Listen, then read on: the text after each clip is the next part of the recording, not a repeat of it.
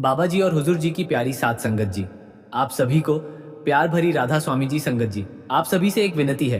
अगर चैनल पर नए हैं तो कृपया चैनल सदगुरु RSSB 0.1 को सब्सक्राइब कर लीजिए और कमेंट में राधा स्वामी जी जरूर लिख दीजिए और साथ साथ अपने शहर का नाम भी जरूर लिखिए।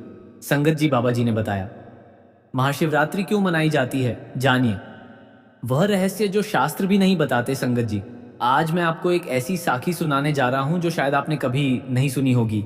यह साखी है महाशिवरात्रि की उस पावन रात की जब धरती और आकाश, देव और मानव, समय और शून्य सब एक हो जाते हैं। लेकिन क्या आप जानते हैं कि इस रात के पीछे छिपा है एक ऐसा रहस्य जो न केवल हमारे अस्तित्व को परिभाषित करता है बल्कि हमारे भीतर की उस अनंत शक्ति को भी जगाता है जिसे हम भूल चुके हैं। तो चलिए मेरे साथ चलिए उस यात्रा पर जहां हम जानेंगे कि आखिर क्यों यह रात इतनी खास है, क्यों लाखों भक्त इस रात जागते हैं, क्यों शिव की आराधना करते हैं और क्यों यह रात हमारे जीवन को पूरी तरह बदल सकती है। मैं एक बार फिर आपका हार्दिक स्वागत करता हूं। संगत जी, आज हम एक नई साखी और एक नया वीडियो लेकर आपकी सेवा में उपस्थित हुए हैं। आज की साखी अत्यंत ज्ञानवर्धक और प्रेरणादायक है।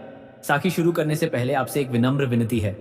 शास्त्रों में कहा गया है कि अधूरी छोड़ी गई साखी दुख और पाप का कारण बनती है, इसलिए इसे अंत तक अवश्य सुनें। और अगर आप अपनी माँ से सच्चा प्रेम करते हैं तो इस वीडियो को लाइक करें, हमारे चैनल को सब्सक्राइब करें और कमेंट में राधा स्वामी जी लिखकर अपना समर्थन दें। तो आइए बिना किसी विलंब के आरंभ करते हैं आज की प्रेरणादायक साखी। बहुत समय पहले की बात है, जब समय का कोई हिसाब नहीं था, जब ब्रह्मांड अपने शैशव में था।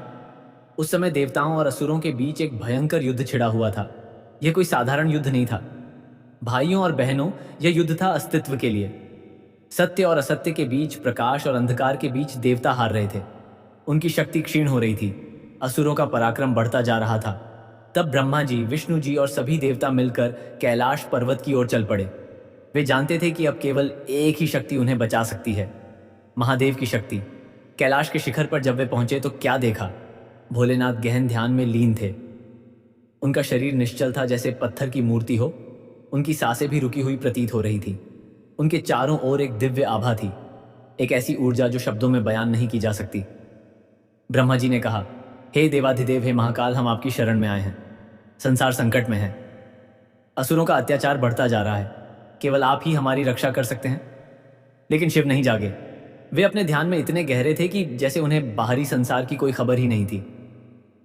विष्णु जी ने कहा, हे नीलकंठ, हे भोले भंडारी, त्रिलोक आपकी प्रतीक्षा कर रहा है। उठिए और धर्म की स्थापना कीजिए। फिर भी शिव नहीं जागे। तब इंद्र ने, अग्नि ने, वरुण ने, वायु ने, सभी देवताओं ने मिलकर प्रार्थना की, लेकिन महादेव अपने ध्यान से नहीं जागे। क्यों? क्योंकि वे जिस अवस्था में थे वह थी शून्य की अवस्था, जहां ना कोई इच्छा है, ना कोई विचार, ना कोई द्वंद। तब माता पार्वती आई। उन्होंने अपने स्वामी को देखा और मुस्कुराई। वे जानती थी कि शिव को जगाने का केवल एक ही तरीका है। उन्होंने अपनी हथेली शिव के हृदय पर रखी और धीरे से कहा, हे आदिदेव, यह संसार आपकी सृष्टि है। यदि आप ही इसकी रक्षा नहीं करेंगे तो कौन करेगा। और तब भाइयों और बहनों, एक अद्भुत घटना घटी। शिव की पलकें धीरे से खुली। उनकी आंखों में वह तेज था जो सूर्य को भी मध्यम कर दे। उन्होंने चारों ओर देखा और सब कुछ समझ गए। शिव ने कहा, मैं जानता हूं कि संसार संकट में है, लेकिन इस संकट का समाधान युद्ध में नहीं, समुद्र मंथन में है। देवताओं और असुरों को मिलकर क्षीर सागर का मंथन करना होगा। उससे अमृत प्राप्त होगा जो सभी समस्याओं का समाधान है। और फिर शुरू हुआ वो महान समुद्र मंथन। मंदराचल पर्वत को मथानी बनाया गया, वासुकी नाग को रस्सी बनाया गया। देवता एक ओर, असुर दूसरी ओर, और शुरू हुआ वह मंथन जो युगों तक चला। पहले समुद्र से निकले 14 रत्न, कामधेनु गाय, उच्च ऐश्रवा घोड़ा, ऐरावत हाथी, कौस्तुभ मणि, पारिजात वृक्ष, लक्ष्मी जी और ना जाने क्या क्या। हर कोई खुश था, लगा कि अब अमृत आने वाला है। लेकिन तभी भाइयों और बहनों, समुद्र के गर्भ से निकला कुछ ऐसा जिसने सबके होश उड़ा दिए। निकला हलाहल विष, इतना भयंकर, इतना विनाशकारी कि उसकी एक बूंद से पूरा ब्रह्मांड नष्ट हो सकता था। उस विष की गर्मी से समुद्र उबलने लगा, उसके धुएं से आकाश काला पड़ने लगा, उसकी दुर्गंध से प्राणी बेहोश होने लगे। देवता भागे, असुर भागे, सब अपनी जान बचाने में लग गए। लेकिन वह विष फैलता ही जा रहा था। हर पल, हर क्षण वह पूरे ब्रह्मांड को अपनी चपेट में ले रहा था। तब सभी फिर से कैलाश की ओर दौड़े। इस बार उनकी आंखों में केवल भय था, गहरा भय। वे जानते थे कि अब उनके पास समय नहीं बचा था। माता पार्वती ने जब यह सब देखा तो उनका हृदय दुख से भर गया। वे जानती थी कि शिव क्या करने वाले हैं। उन्होंने शिव का हाथ पकड़ा और कहा, नहीं स्वामी, यह विष आपको मार देगा, कृपया मत जाइए। शिव ने माता पार्वती की ओर देखा। उनकी आंखों में अपार प्रेम था, लेकिन उससे भी अधिक था कर्तव्य का बोध। उन्होंने कहा, प्रिय, यदि मैं नहीं गया तो यह सारा संसार नष्ट हो जाएगा, और यह संसार हमारा घर है, हमारे बच्चों का घर है। एक पिता अपने घर को कैसे नष्ट होते देख सकता है? पार्वती की आंखों में आंसू आ गए। वे जानती थी कि शिव को कोई नहीं रोक सकता जब वे किसी के भले के लिए कुछ करने का निश्चय कर लें। उन्होंने बस इतना कहा, तो मैं भी आपके साथ चलूंगी। शिव मुस्कुराए।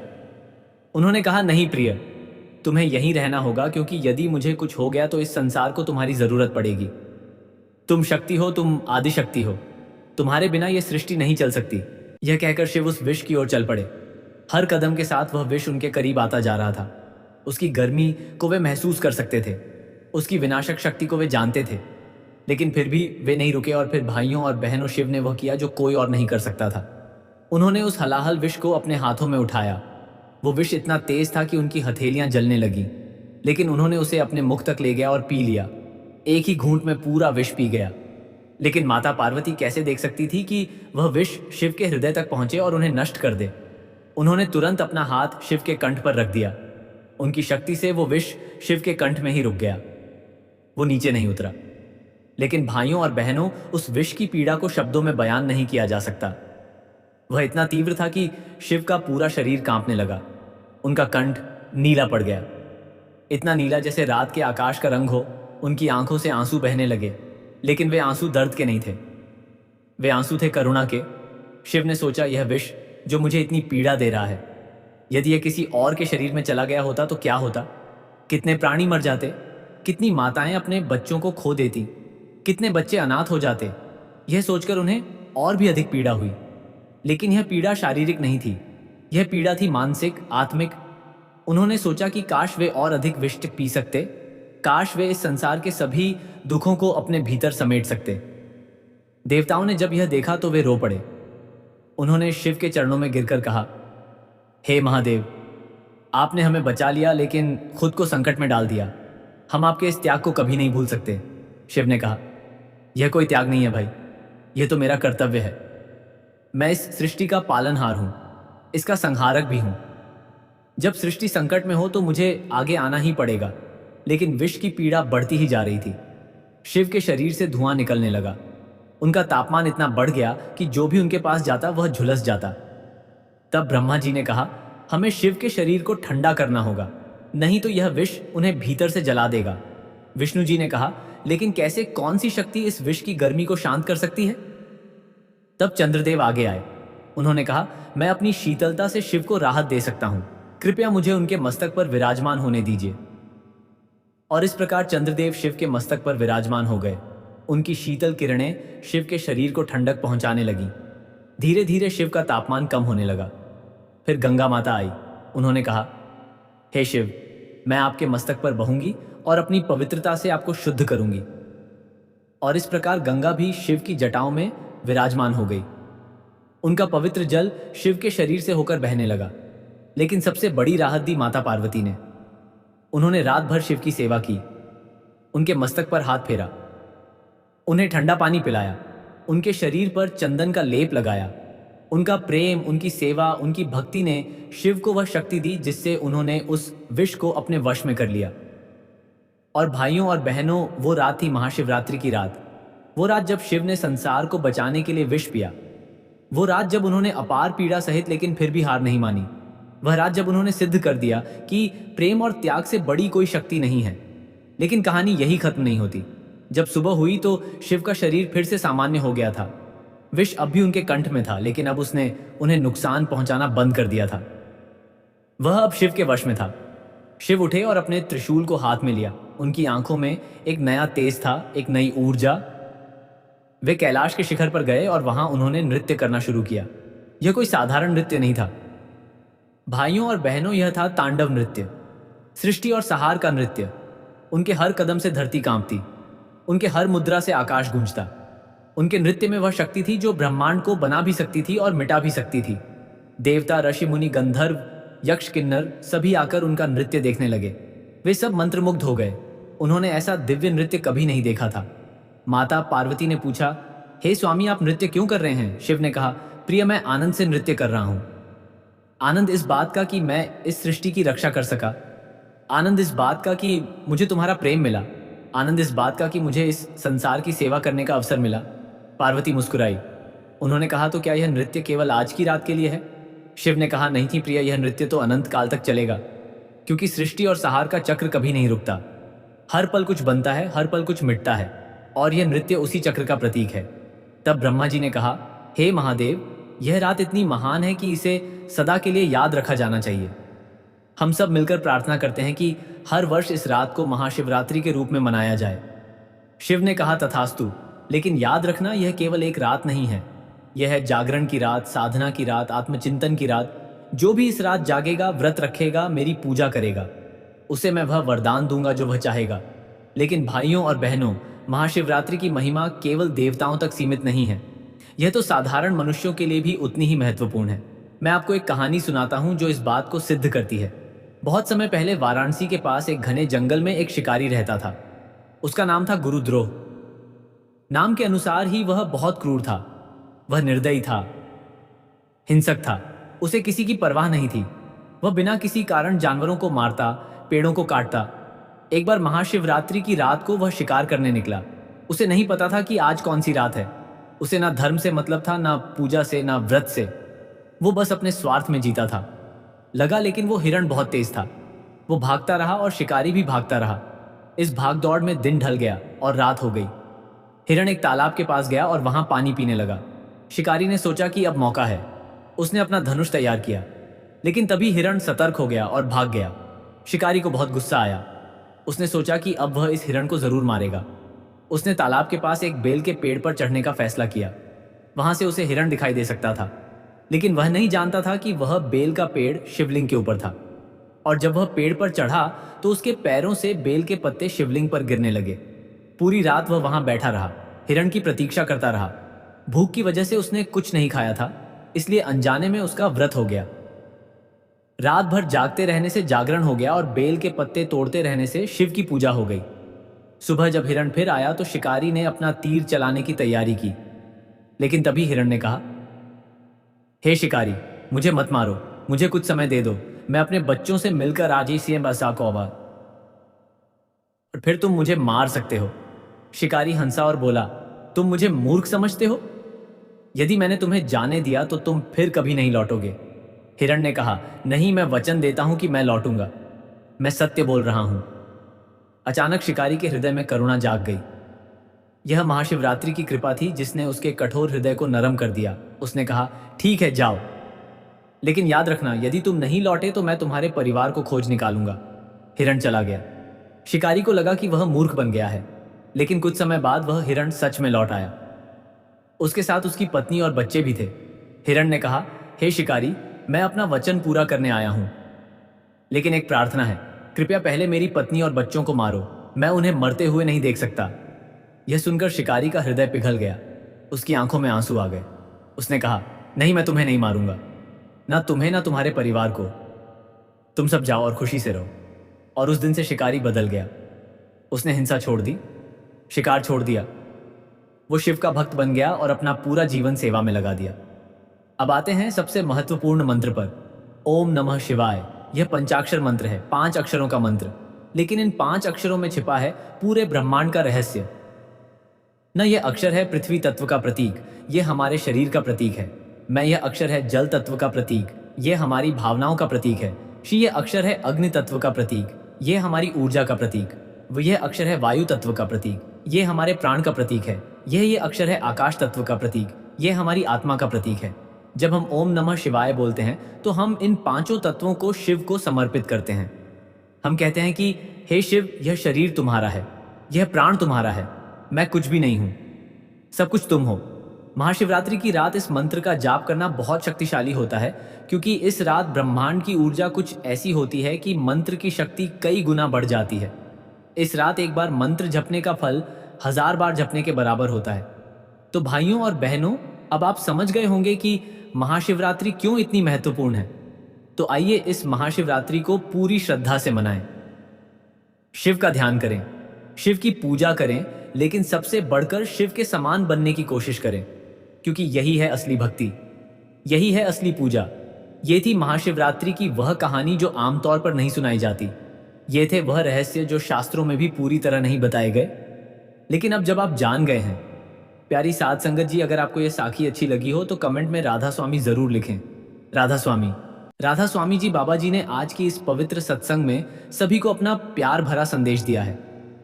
राधा स्वामी जी बाबा जी फरमा रहे हैं कि प्यारे साध संगत जी, आप सभी को राधा स्वामी जी का अटूट प्रेम और अगाध शुभकामनाएं। आज का यह पावन दिन और यह पवित्र समय हम सबके लिए अत्यंत महत्वपूर्ण है। बाबा जी फरमा रहे हैं कि संतों जी, सत्संग में आने का, भगवान का नाम सिमरन करने का, गुरु की वाणी सुनने का यही तो समय है। आज हम एक ऐसे ही पवित्र प्रसंग पर चर्चा करेंगे जो हमें जीवन की सच्चाई, भक्ति की महिमा और गुरु की कृपा का एहसास कराता है।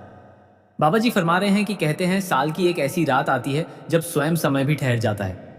यह वही पावन रात्रि है जब जागते हैं महादेव और सुनते हैं हर सच्चे भक्त की पुकार। बाबा जी फरमा रहे हैं कि लेकिन क्या आप जानते हैं इस रात की असली कथा क्या है?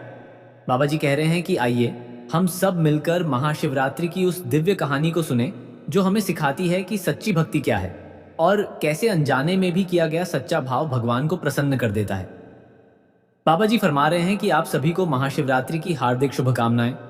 प्रिय भक्तों, आज की यह अलौकिक, पावन और दिव्य कथा केवल एक पर्व का वर्णन नहीं है, बल्कि यह शिव तत्व, भक्ति, मर्यादा और मानव जीवन के कल्याण का गूढ़ रहस्य अपने भीतर समेटे हुए है। बाबा जी फरमा रहे हैं कि यह कथा हमें सिखाती है कि भक्ति केवल बाहरी कर्मकांड नहीं है, बल्कि यह समझ, संयम और श्रद्धा का संगम है। इसलिए साध संगत जी, इस पावन प्रसंग को शांत चित्त, एकाग्र मन और सच्ची आस्था के साथ अवश्य सुनना। बाबा जी कह रहे हैं कि तो चलिए भगवान शिव जी को स्मरण करते हुए, गुरु के चरणों में ध्यान लगाते हुए आज की इस दिव्य कथा में प्रवेश करते हैं। बाबा जी फरमा रहे हैं कि प्रिय संतों, एक समय की बात है, हिमालय की पवित्र गोद में स्थित कैलाश पर्वत पर भगवान भोलेनाथ आदिशक्ति माता पार्वती के साथ विराजमान थे। चारों ओर अलौकिक शांति विद्यमान थी, वायु स्थिर थी, दिशाएं मौन थीं और संपूर्ण वातावरण तप, त्याग और वैराग्य से आलोकित था। बाबा जी फरमा रहे हैं कि ऐसा प्रतीत हो रहा था मानो स्वयं काल भी वहां ठहरकर भगवान शिव जी की तपस्या में लीन हो गया हो। उसी शांत और गंभीर क्षण में माता पार्वती के हृदय में एक गहन जिज्ञासा का उदय हुआ। बाबा जी फरमा रहे हैं कि यह जिज्ञासा केवल उनकी व्यक्तिगत नहीं थी, बल्कि वह प्रश्न समस्त मानव समाज के कल्याण से जुड़ा हुआ था। उनके मन में उठी यह भावना लोक कल्याण की भावना से ओतप्रोत थी। अत्यंत श्रद्धा, विनम्रता और व्याकुलता के साथ माता पार्वती ने भगवान शिव जी की ओर दृष्टि की और मधुर वाणी में कहा, हे नाथ, आज मैं आपके श्री मुख से महाशिवरात्रि का महात्म्य सुनना चाहती हूँ। कृपा करके यह भी बताइए कि शिव भक्ति से जुड़ी मर्यादाओं का वास्तविक स्वरूप क्या है, ताकि संसार सही मार्ग को समझ सके। बाबा जी फरमा रहे हैं कि माता पार्वती के इन वचनों को सुनकर भगवान शिव के मुखमंडल पर करुणा और सौम्यता से भरी मंद मुस्कान फैल गई और माता पार्वती की ओर देखकर बोले, हे देवी पार्वती, आज तुमने लोक कल्याण के लिए अत्यंत श्रेष्ठ और पवित्र प्रश्न किया है। जो भी स्त्री या पुरुष सच्चे मन, अटूट श्रद्धा और पूर्ण भक्ति के साथ महाशिवरात्रि की इस पावन कथा का श्रवण करता है और मेरा स्मरण करता है, उसके अनेक जन्मों के पाप नष्ट हो जाते हैं। इस कथा का श्रवण करने मात्र से मनुष्य के जीवन के दुख, कष्ट और बाधाएं दूर हो जाती हैं। उसके हृदय में शांति का वास होता है और उस पर मेरी कृपा दृष्टि सदैव बनी रहती है। बाबा जी फरमा रहे हैं कि संतो जी, देखा आपने कैसे एक सच्चे प्रश्न ने देवी पार्वती को शिव जी का यह अमृतमय वचन सुनने का अवसर दिलाया। भगवान शिव जी के मुख से यह वचन सुनकर माता पार्वती भाव विभोर हो उठी। उनका हृदय श्रद्धा से भर गया। उन्होंने विनम्रता से अपने हाथ जोड़कर भगवान शिव जी को प्रणाम किया और संपूर्ण एकाग्रता के साथ उनके दिव्य उपदेश को आगे सुनने के लिए प्रस्तुत हो गईं। तभी भगवान शिव जी कथा का वर्णन करते हुए बोले, हे गिरिजे, पूर्व काल की बात है, दक्षिण दिशा में भद्रवन नाम का एक घना और विशाल वन हुआ करता था। उसी वन क्षेत्र में एक शिकारी रहता था जिसका नाम काल दृष्टि था। उसका स्वभाव अत्यंत क्रूर और निर्दय था। उसके हृदय में दया का तनिक मात्र भी भाव नहीं था। वह सदा हिंसक कर्मों में लिप्त रहता था। वह प्रतिदिन सुबह उठकर वन में जाता और वहां हिरणों तथा अन्य निर्दोष प्राणियों का निसंकोच वध कर उन्हें अपना शिकार बना लेता। बाबा जी फरमा रहे हैं कि मित्रों, भगवान शिव जी आगे कहते हैं, हे देवी, उन मूक और असहाय जीवों को मारते समय उसके मन में न कोई भय होता और न ही किसी प्रकार का पश्चाताप। वह इतना निर्दयी था कि वन मार्ग से होकर आने जाने वाले यात्रियों को भी नहीं छोड़ता था। उन्हें लूट लेता और यदि कोई पथिक धन देने से मना करता तो वह उसे निर्दयता के साथ मृत्यु के घाट उतार देता। उस दुराचारी शिकारी ने अपने संपूर्ण जीवन में कभी भी कोई पुण्य का कार्य नहीं किया था। इसी प्रकार निरंतर पाप कर्म करते हुए उसका जीवन बीतता चला गया। फिर एक दिन महाशिवरात्रि का पावन पर्व आ पहुंचा। किंतु हे देवी, वह शिकारी नास्तिक प्रवृत्ति का था। उसके मन में ईश्वर के प्रति कोई श्रद्धा नहीं थी। इसलिए वह महाशिवरात्रि के व्रत और उसके महत्व से पूरी तरह अनभिज्ञ था। एक दिन जब वह शिकारी काल दृष्टि नींद से जागा तो उसकी पत्नी और उसके वृद्ध माता पिता भूख से व्याकुल होकर उसके पास आए। तीनों के चेहरे पर दुर्बलता स्पष्ट दिखाई दे रही थी। वे हाथ जोड़कर उससे विनती करते हुए बोले, हे काल दृष्टि, हमें बहुत भूख लगी है, कुछ खाने की व्यवस्था करो, अन्यथा भूख के कारण हमारे प्राण निकल जाएंगे। अपनी पत्नी और माता पिता की दशा देखकर वह शिकारी तुरंत उठा और झोपड़ी के भीतर गया। वहां से उसने अपना धनुष बाण उठाया, पीने के लिए एक पात्र में जल भरा और शिकार की खोज में जंगल की ओर चल पड़ा। बाबा जी फरमा रहे हैं कि मित्रों, उस दिन शिकारी काल दृष्टि ने पूरे दिन भद्रवन में शिकार की खोज की, परंतु उसे न तो कोई हिरण दिखाई दिया और न ही कोई अन्य वन्य प्राणी। वह हाथ में धनुष लिए जंगल में इधर उधर भटकता रहा, किंतु भोजन के लिए एक भी जीव उसके सामने नहीं आया। समय बीतता गया, धीरे धीरे संध्या होने लगी। आकाश में भगवान सूर्यदेव अपनी अंतिम लालिमा बिखेरने लगे। यह दृश्य देखकर शिकारी का मन अत्यंत व्याकुल हो उठा। वह मन ही मन घबरा गया और सोचने लगा, आज तो मुझे कोई भी शिकार नहीं मिला। घर पर मेरी पत्नी और मेरे माता पिता मेरी प्रतीक्षा कर रहे होंगे। वे सभी भूख से पीड़ित हैं। पता नहीं उनकी क्या अवस्था हो गई होगी। यदि मैं आज कुछ भी भोजन लेकर नहीं लौटा तो वे भूख के कारण अपने प्राण भी त्याग सकते हैं। इन विचारों से उसका हृदय बेचैन हो उठा और वह किसी भी प्रकार भोजन की व्यवस्था करने का उपाय खोजने लगा। शिकार की खोज करते हुए वह और भीतर जंगल में चला गया। तभी उसकी दृष्टि एक सरल और शांत सरोवर पर पड़ी। उस सरोवर को देखते ही उसके मन में आशा की एक किरण जाग उठी। वह वहीं रुक गया और मन ही मन विचार करने लगा कि कोई न कोई प्राणी अवश्य ही पानी पीने के लिए यहाँ आएगा और उसी क्षण मैं अपने धनुष बाण से उस पर प्रहार कर उसे अपना शिकार बना लूंगा और उसे अपने साथ घर ले जाकर अपने परिवार की भूख शांत करूंगा। बाबा जी फरमा रहे हैं कि हिरण के मुख से ऐसे वचन सुनकर शिकारी अत्यंत आश्चर्य में पड़ गया। उसके मन में पूरी रात की घटनाएं एक एक करके घूमने लगीं। कुछ क्षण बाद वह कठोर स्वर में बोला, हे मृग, तुमसे पहले वे दोनों हिरणियां भी यहाँ आई थीं। उन्होंने भी ऐसे ही वचन दिए थे और बच्चों का बहाना बनाकर चली गईं, किंतु अभी तक लौटकर नहीं आईं। अब तुम भी अपने प्राण संकट में देखकर झूठ बोलकर चले जाओगे और वापस नहीं आओगे, तब मैं किसका शिकार करूंगा? मेरा परिवार तो भूख से ही मर जाएगा। शिकारी के क्रोधपूर्ण वचनों को सुनकर हिरण तनिक भी विचलित नहीं हुआ। उसने शांत किंतु दृढ़ स्वर में कहा, हे वंचर, मैं जो कुछ कह रहा हूं उसे ध्यानपूर्वक सुनिए। मैं कभी असत्य नहीं बोलता। यह समस्त संसार विश्वास और सत्य के आधार पर ही टिका हुआ है। जो व्यक्ति झूठे वचन बोलता है उसका समस्त पुण्य उसी क्षण नष्ट हो जाता है। इसलिए हे वंचर, मेरी प्रार्थना स्वीकार कीजिए। यदि मैं लौट कर नहीं आया तो मुझे वही पाप लगे जो शिवरात्रि जैसे पावन व्रत में भोजन और सहवास करने से लगता है। वही पाप मुझे लगे जो असत्य बोलने से लगता है, और वही पाप मुझे लगे जो किसी निर्धन और असहाय व्यक्ति का धन बलपूर्वक हड़पने से लगता है। यदि मैं अपने वचन से फिर गया तो यह सभी पाप मुझे लगे। उस हिरण के मुख से ऐसे शब्दों को सुनकर शिकारी कुछ क्षण के लिए मौन हो गया और थोड़ी देर बाद बोला, हे मृग, ठीक है, तुम जाओ अपनी पत्नी से मिलकर शीघ्रता से लौट कर आओ। फिर वह हिरण भी लौटकर अपने घर की तरफ चला गया। बाबा जी फरमा रहे हैं कि अब वह हिरण और उसकी पत्नी और उसकी बहन तीनों वचनबद्ध हो चुके थे। वे तीनों अपने घर पर आकर आपस में बात करने लगे।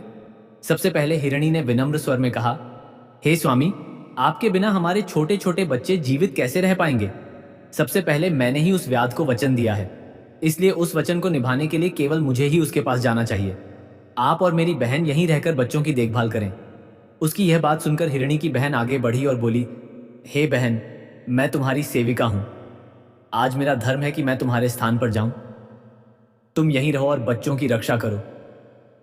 व्याध के पास मुझे ही जाना चाहिए। दोनों की यह बात सुनकर हिरण गंभीर स्वर में बोला, हे प्रिय, तुम दोनों यहीं रुक जाओ। बच्चों का पालन पोषण माता के बिना संभव नहीं है। माता के समान उनकी रक्षा कोई नहीं कर सकता और उन्हें माता के दूध की भी आवश्यकता है। इसलिए केवल मुझे ही उस व्याध के पास जाना चाहिए। अपने पति की यह बात हिरणी को स्वीकार नहीं हुई। वह करुण स्वर में बोली, स्वामी, पति के बिना स्त्री का जीवन व्यर्थ हो जाता है। उसके जीवन में केवल दुख ही शेष रह जाता है। इसलिए हम आपके बिना नहीं रह सकते। यदि आप जाएंगे तो हम भी आपके साथ चलेंगे। इतना कहकर हिरणी और उसकी बहन दोनों हिरण के साथ व्याध के पास चल पड़ी। उन्हें जाते देखकर उनके छोटे छोटे बच्चे भी उनके पीछे पीछे चलने लगे। उधर वह शिकारी उसी वृक्ष पर बैठा उनकी प्रतीक्षा कर रहा था। कुछ ही समय में हिरण अपनी पत्नी और उसकी बहन के साथ उसी स्थान पर पहुंच गया। तीनों को अपने सामने उपस्थित देखकर शिकारी काल दृष्टि अत्यंत प्रसन्न हुआ। उसने तुरंत उन सभी का शिकार करने के लिए अपने धनुष पर बाण चढ़ाया। उसी क्षण उसके हाथ से फिर थोड़ा जल और कुछ बेलपत्र नीचे गिर पड़े, जो सीधे उस प्राचीन शिवलिंग पर जा गिरे। इस प्रकार अनजाने में ही उस शिकारी द्वारा रात्रि के चौथे पहर की भी शिव पूजा संपन्न हो गई। बाबा जी फरमा रहे हैं कि चौथे पहर की पूजा पूर्ण होते ही उस शिकारी के जीवन का सारा पाप उसी क्षण नष्ट हो गया। अनजाने में ही उसने महाशिवरात्रि का पूर्ण व्रत कर लिया था। जैसे ही यह पुण्य पूर्ण हुआ, उसके भीतर संचित समस्त नकारात्मकता बाहर निकल गई। उसका हृदय शुद्ध हो गया, बुद्धि में प्रकाश फैल गया और उसे दिव्य ज्ञान की अनुभूति होने लगी। जिस मन में पहले केवल हिंसा और क्रूरता का वास था, वहां अब ईश्वरीय चेतना जाग उठी। वह मन ही मन विचार करने लगा, यह सभी मृग तो ज्ञानहीन पशु योनि में जन्मे हैं, फिर भी धन्य हैं, क्योंकि ये अपने शरीर से भी परोपकार कर रहे हैं। ये सत्य पर अडिग हैं और अपने वचन का पालन कर रहे हैं।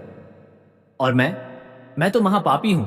मैंने जीवन भर केवल हिंसा की है, प्रतिदिन जीवों का वध किया, अनेक निर्दोष प्राणियों और मनुष्यों को कष्ट पहुंचाया। परिवार के पालन के नाम पर मैंने पाप ही पाप किए हैं। मैंने कभी पुण्य का मार्ग नहीं अपनाया। अब मृत्यु के बाद मेरी क्या गति होगी? इन विचारों से उसका हृदय भर आया। उसी क्षण उसने अपने हाथ का धनुष भूमि पर फेंक दिया और हिरणों की ओर देखकर बोला, हे मृगो, तुम्हारी सत्यवाणी और धर्मनिष्ठा ने मेरे हृदय को परिवर्तित कर दिया है। मैं तुमसे अत्यंत प्रसन्न हूं। अब मैं कभी भी तुम्हारा शिकार नहीं करूंगा। तुम सभी निर्भय होकर अपने घर लौट जाओ। शिकारी के मुख से ऐसे वचन सुनकर सभी हिरण अत्यंत आनंदित हो उठे। उन्होंने कृतज्ञ भाव से उसका आभार व्यक्त किया और वहां से प्रस्थान करने लगे। उसी क्षण उस स्थान पर एक अद्भुत दिव्य प्रकाश प्रकट हुआ और उस प्रकाश के साथ भगवान शिव जी प्रकट हो गए। भगवान शिव को अपने सम्मुख देखकर वह शिकारी आश्चर्य से स्तब्ध रह गया। उसे अपनी आंखों पर विश्वास नहीं हो रहा था। भय और भक्ति से भरा हुआ वह भूमि पर गिर पड़ा। तभी भगवान शिव जी ने करुण स्वर में कहा, हे व्याध, मैं तुम्हारे इस व्रत और सत्य भाव से अत्यंत प्रसन्न हूं। तुम मुझसे कोई भी वरदान मांग सकते हो। यह सुनकर वह व्याध भगवान शिव जी के चरणों में नतमस्तक होकर बोला, हे प्रभु, आज आपके दर्शन पाकर मैं कृतार्थ हो गया। अब मुझे संसार से कुछ भी नहीं चाहिए। आपके दर्शन मात्र से ही मेरे जीवन का उद्धार हो गया है। मैं स्वयं को धन्य मानता हूं। तब भगवान शिव ने उसे वरदान देते हुए कहा, हे व्याध, अब तुम पालम राज्य में जाकर निवास करो। वहां दिव्य भोगों का उपभोग करो और अपने कुल का विस्तार करो। भगवान शिव की आज्ञा पाकर व्याध काल दृष्टि ने श्रद्धा से उन्हें प्रणाम किया और वहां से प्रस्थान कर गया। उसी समय वे सभी मृग भी भगवान शिव के दर्शन से मृग योनि से मुक्त हो गए और भगवान श्री हरि के चरणों में जाकर लीन हो गए। तत्पश्चात उस स्थान पर दिव्य प्रकाश फैल गया और भगवान शिव जी अंतर्ध्यान हो गए। बाबा जी फरमा रहे हैं कि मित्रों, आगे भगवान शिव जी माता पार्वती से कहते हैं, हे देवी, जो भी मनुष्य जाने अनजाने में महाशिवरात्रि का व्रत करता है, उसका मैं सदैव उद्धार करता हूं और उसे समस्त पापों से मुक्ति मिल जाती है। आगे भगवान शिव जी कहते हैं, हे देवी, इस प्रकार से आज की यह कथा समाप्त हुई। इस प्रसंग को सुनने के बाद आपने महाशिवरात्रि व्रत का महात्म्य जान लिया होगा। तभी माता पार्वती कहती हैं, हे नाथ, अभी आपने मेरे दूसरे प्रश्न का उत्तर नहीं दिया है। मेरा दूसरा प्रश्न यह है कि किन स्त्रियों को शिवलिंग पर जल नहीं चढ़ाना चाहिए? यदि वे ऐसा करती हैं तो उन्हें कौन सा पाप लगता है? माता पार्वती के इस प्रश्न का उत्तर देते हुए शिव जी बोले, हे देवी, तुम्हारा यह प्रश्न भी अत्यंत गूढ़ और लोक कल्याण से जुड़ा हुआ है। शिव भक्ति में भावना प्रधान होती है, किंतु शास्त्रों ने कुछ मर्यादाएं भी निर्धारित की हैं। उनका ज्ञान होना प्रत्येक स्त्री के लिए आवश्यक है। शिवलिंग पर जल अर्पण करने के विषय में भी कुछ नियम बताए गए हैं, जिन्हें समझना और मानना चाहिए। बाबा जी फरमा रहे हैं कि हे देवी, जो स्त्रियां अपने पति से द्वेष, अहंकार या छल के भाव से विमुख होकर पूजा करती हैं, उनके द्वारा किया गया जल अभिषेक फल प्रदान नहीं करता। जो स्त्रियां असत्य, कपट और व्यभिचार के मार्ग पर चलती हैं और बिना पश्चाताप के शिवलिंग पर जल अर्पित करती हैं, उन्हें उस कर्म का पुण्य प्राप्त नहीं होता, बल्कि उनके पाप और अधिक प्रकट हो जाते हैं। जो स्त्रियां अपने माता पिता या सास ससुर का अपमान करती हैं, उनके प्रति मन में द्वेष रखती हैं और फिर भी स्वयं को पवित्र मानकर शिवलिंग पर जल चढ़ाती हैं, उनकी पूजा निष्फल हो जाती है। इसी प्रकार जो स्त्रियां व्रत, नियम और धर्म का उपहास करती हैं, असत्य भाषण करती हैं और मन में दूषित भाव रखकर शिवलिंग पर जल अर्पण करती हैं, उन्हें वैसा ही दोष लगता है जैसा धर्म का केवल दिखावा करने वालों को लगता है। बाबा जी फरमा रहे हैं कि साध संगत जी, यह कथा हमें बहुत कुछ सिखाती है। यह हमें बताती है कि भगवान की कृपा कैसे अनजाने में भी बरस सकती है अगर हृदय में सच्चाई और सत्य के प्रति निष्ठा हो। उस शिकारी ने महाशिवरात्रि का व्रत नहीं जाना, न ही उसने जानबूझकर शिव जी की पूजा की, लेकिन उसके हाथों से गिरा जल और बेलपत्र, उसके द्वारा किए गए उपवास और रात्रि जागरण ने उसके भीतर छिपे सत्य के प्रति सम्मान ने उसका उद्धार कर दिया। बाबा जी फरमा रहे हैं कि इसी तरह हमें भी अपने जीवन में सत्य, अहिंसा और करुणा का पालन करना चाहिए। हमें यह समझना चाहिए कि बाहरी आडंबरों से नहीं, बल्कि हृदय की पवित्रता और सच्चे भाव से ही भगवान प्रसन्न होते हैं। और जो मर्यादाएं हमारे शास्त्रों ने बनाई हैं, उनका पालन करना भी उतना ही आवश्यक है, ताकि हमारी भक्ति सच्ची और निष्फल न हो। बाबा जी फरमा रहे हैं कि आज के इस पवित्र सत्संग में हमने महाशिवरात्रि की यह दिव्य कथा सुनी। हमने देखा कि कैसे भगवान शिव की कृपा से एक पापी शिकारी भी मोक्ष को प्राप्त हुआ। बाबा जी फरमा रहे हैं कि संतो जी, हम सबको भी अपने जीवन में इस कथा से सीख लेनी चाहिए। हमें सदा सत्य बोलना चाहिए, अपने वचनों का पालन करना चाहिए और अपने परिवार के प्रति, अपने माता पिता के प्रति और समाज के प्रति अपने कर्तव्यों का निर्वाह करना चाहिए। बाबा जी फरमा रहे हैं कि यही सच्ची भक्ति है, यही सच्चा धर्म है। अब हम सब मिलकर इस पवित्र विचार के साथ अपने अपने घरों को प्रस्थान करें और अपने जीवन में सच्चाई और प्रेम का प्रकाश फैलाएं। बाबा जी फरमा रहे हैं कि राधा स्वामी जी की कृपा सदा आप सब पर बनी रहे। राधा स्वामी जी।